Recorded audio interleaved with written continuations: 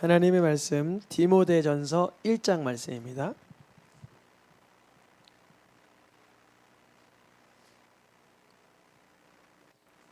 12절 13절 두 절입니다.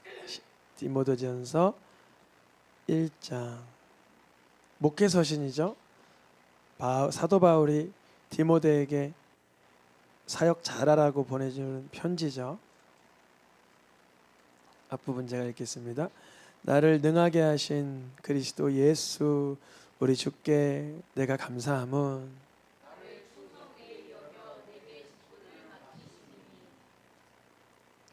내가 전에는 비방자요 박해자요 폭행자였으나 도리어 긍휼을 입은 것은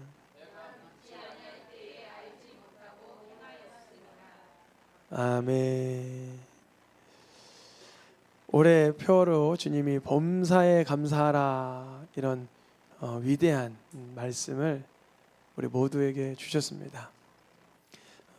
감사하는 것이 아주 기적을 일으키는 그런 자리를 우리가 선점하는 거예요. 감사로 인해서 쓴물이 나오려고 했던 데에서 단물이 나오게 되는 거죠. 감사로 인해서 막힐 곳이 혈이 확 뚫리게 되는 거죠. 감사로 인해서. 그래서 그 감사는 표현하기 다양한 방법이 있지만 말로도 표현하고 주님 앞에 찬양으로도 감사하고 서로 편지로도 감사하고 하나님께 찬양으로도 감사하고 표정으로도 주님 감사합니다. 감사하고 여러 방법으로 표현을 합니다. 범사에 감사하라. 오늘 말씀에 보니까 사도 바울의 얘기입니다. 내가 감사하는 것은 범사에 감사한다는 건 언제나 감사한다는 건데 그래도 콕 집어서 사도 바울이 지금 내가 감사하는 건 뭐냐? 내가 감사하는 건 내게 직분 주셔서 감사하다 이거예요. 직분을 주셔서. 직분이 물론 목회자들도 은퇴를 하고 또 이렇게 한 발자국 두 발자국 뒤로 물러나서 그 사역의 현장에 있지 않다 보면 그 직분에 대한 의식이 흐려질 수도 있지만 우리 성도님들은 어떠하시겠습니까? 내게 주신 주님의 직분이 내가 감사하는 그 근거 중에 하나로 그렇게 떠오르고 여겨지십니까? 직분 어떤 직분입니까? 사람마다 아이들을 성경을 가르치면 교사의 직분을 받은 거죠. 또 우리 장로님들은 장로님의 직분이 또 있으시고 권사님, 집사님, 또 선교사님 그리고 성도, 청년, 어린아이들, 학생 다양한 하나님 앞에 부름을 받은 그 직분이 있습니다. 사도 바울은 그거를 감사했어요. 그 감사. 이유가 있었어요. 이유가 뭐였냐면 사도 바울은 자기가 원래는 직분을 받을 만한 자격 있는 자라고 예전엔 생각했을 거예요. 예전에 예수님을 인격적으로 만나기 전에 나 이 정도 되는 자야 이렇게 스스로 생각을 했는데 왜 감사했냐면 사도 바울이 내가 직분을 받을 만한 자가 아니라는 것을 알게 된 거예요. 내가 비방자였다. 나는 박해자였다. 폭행자였다. 그런데 직분을 주셔서 감사하다. 그런 거예요. 감사하다. 내가 직분을 나처럼 비방하던 자, 박해하던 자, 폭행하던 자. 사도 바울이 박해하고 폭행한 거 여러분 아시죠? 스데반 사건 봐도 알고 그가 간증하면서 다닐 때마다 난 교회를 박해했던 자다 이렇게 간증을 하잖아요. 여러분 성경에서 우리 요 세 가지 중에 하나를 오늘 좀 집중을 해보려고 해요. 셋 중에 이 비방자에 관해서 좀 집중을 하려고 해요. 비방자. 성경은 비방자를 어떻게 다루고 있는가? 얼마나 다루고 있는가? 비방이 뭐죠? 다른 사람을 판단하여 정죄하고 깎아내리고 이 모든 과정을 비방이라 그러는데 세상에서는 비방을 하면 요즘에 언론 꼬릿말 잘못 달면 고소당하기도 하긴 하는데 그래도 그게 그 형벌의 수위가 좀 낮긴 낮아요. 그게 크게 안 본단 말이죠. 말로 범죄한 거에 대한 세상에서의 그런 세게 안 말해요. 근데 성경에서는 얼만큼 이 비방에 대해서 다루냐면, 그러니까 사도 바울이 깨달은 거예요. 내가 비방자였는데 직분을 받았다는 거는 대단한 거다. 이건 하나님 앞에 엎드려질 일이다. 이렇게 깨달은 거예요. 성경의 바울, 야고보, 베드로, 요한, 예수님의 동생 유다까지 모든 성경에서는 이 비방함에 대해서 신랄하게 다루고 있어요.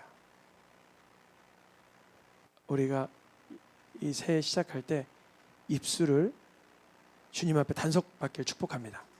누구도 단속 못해요. 이게 입술은 저거예요. 엄청 빠르게 움직이는 그 불의 혀예요. 불을 일으키는 거예요. 그러니까 우리가 간절히 구하셔야 돼요. 사모하셔야 돼요. 주님께서 얼마나 이 비방에 대해서 실은 성경에 몇 군데만 찾아봐서 하나님이 미워하시는 자는 그 앞에 보니까 뭐라고 되어 있어요? 비방하는 자는. 그러니까 하나님께 미움받고 싶으면 뭐 하면 돼요? 비방하면 돼요. 내가 하나님께 은사 받고 싶은데 비방하면 돼요, 안 돼요? 난 은사 받고 싶어. 근데 저 사람을 막 비방해. 저 사람은 게을러. 저 사람은 미련해. 저 사람은 못됐어. 저 사람은 못났나 봐. 저 사람은 저것밖에 안 돼. 아이고 별로야. 이거 하나님은 원하실까요?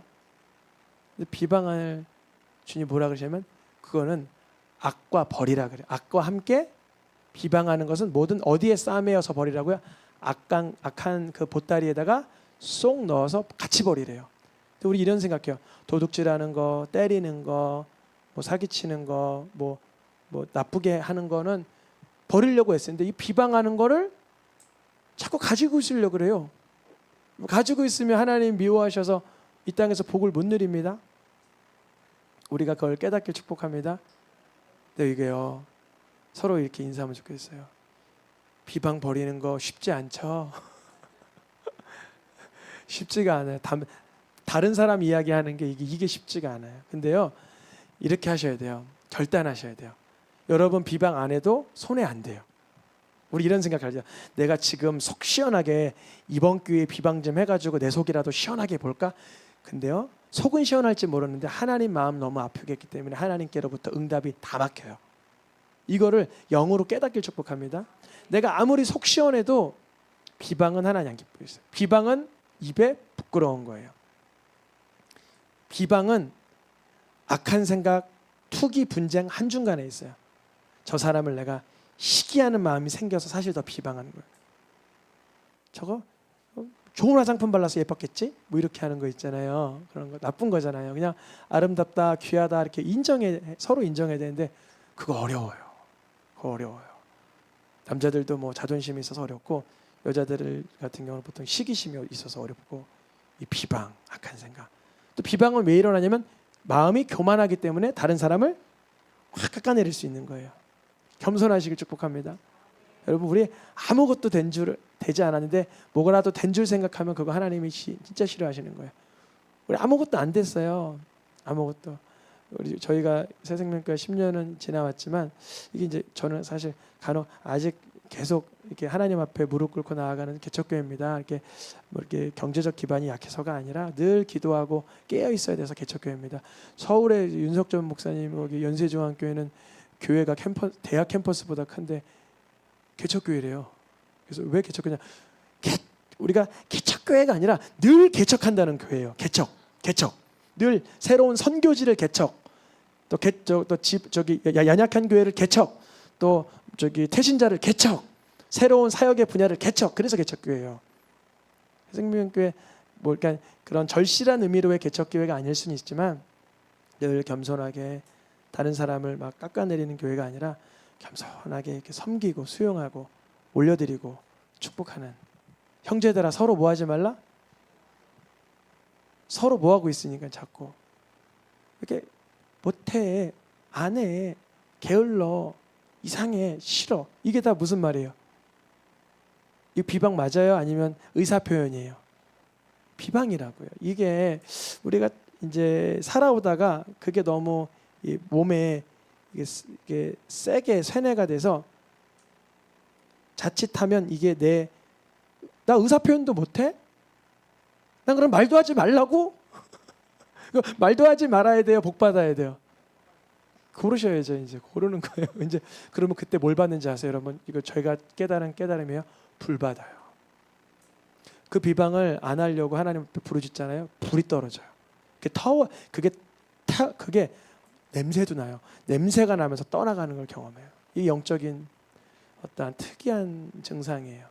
비방하지 않을 때 여러분, 모세가 좀 못된 행동, 뭐 미리암이 얘기했잖아요. 왜 저희 구스 사람 뭐 이렇게 해가지고 그러냐? 그러니까 비방했잖아요. 그러니까 하나님이 그래 모세 너 잘못했다. 빌어라 그러세요? 너가 비방하지 않아도 된다라는 거예요. 알고 있어요. 나의 연약함, 허약한 사람들은 다 알아요. 코 흘릴 때 휴지 갖다 줘야 돼요. 왜 코 흘리냐? 이렇게 물어봐야 돼요. 휴지만 갖다 주면 되는 거예요. 왜 코 흘려? 그러면 감기 들었으니까 코 흘리죠.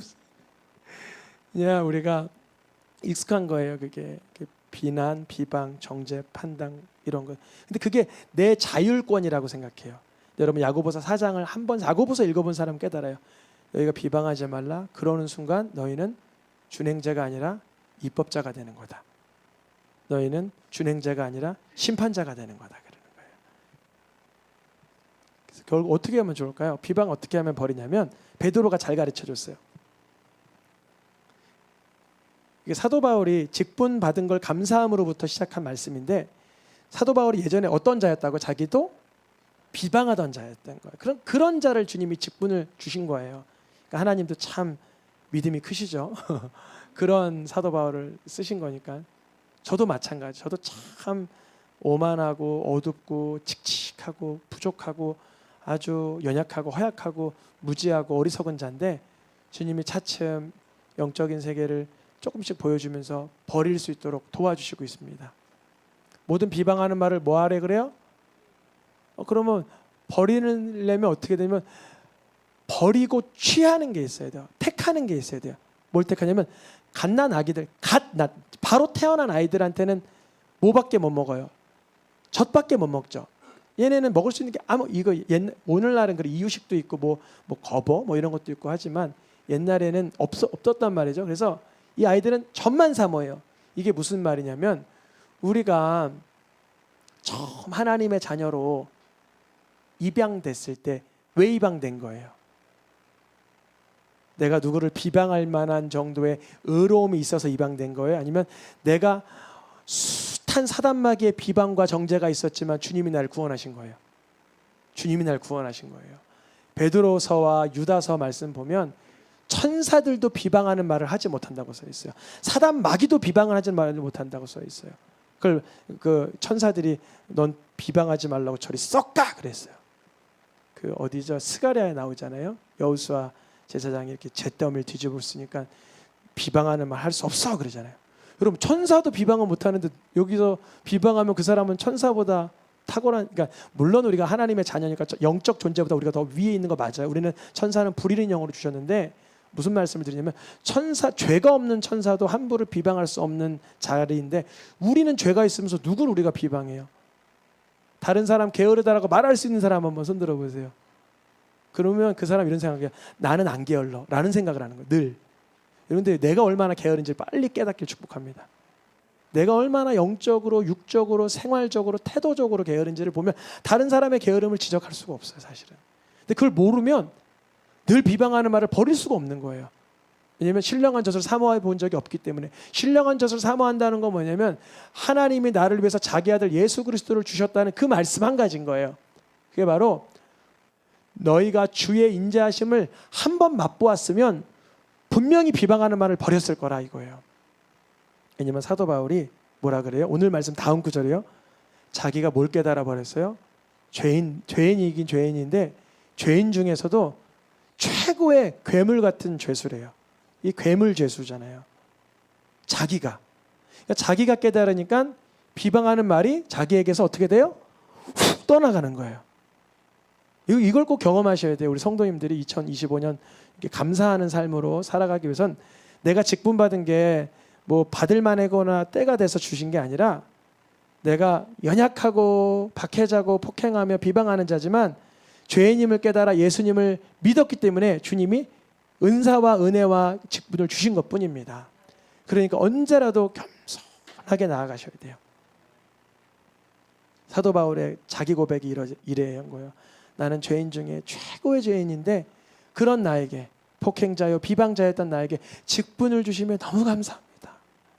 이 감격이요, 저도 이제 이렇게 사역을 하면서 이렇게 쭉 지나가면서 때로는 이게 마귀가 흐릿하게 만들 때가 있어. 뭐 그냥 때가 돼서 받은 이런 이상한 느낌이 있을 때, 그럼 그때 썩 꺼져라. 내가 얼마나 큰 죄인이고 내가 죄인 중에 괴수고 내가 하나님 말씀 아니면 더럽고 추하기가 그지없던 자인데 내가 어떻게 하나님의 은혜를 저버리고 내 직분을 내가 받을 만해서 받는다고 생각을 하겠느냐? 선포하는 거예요. 막 여러분, 우리 어린아이들부터 장로님 또 저 뭐 권사님 선교사님 언제라도 우리에게 준 직분을 감사함으로 그것을 느끼실 수 있도록 그렇게 영적인 부분이 흐리지 않길 축복합니다.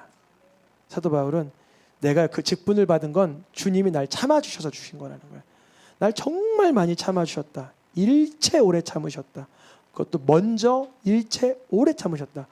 사도 바울이 아주 비방자요 폭행자요 박해자였는데 그때도 주님은 사울을 죽이지 않으시고 스데반이 죽을지언정 사울을 그냥 두신 거예요. 이유는 본이 되게 하시려고. 사도 바울이 직분 받은 게 본이 되는 거예요. 여러분, 사도 바울처럼 혹시 예수 믿는 사람 죽여보신 분 있어요? 돌로?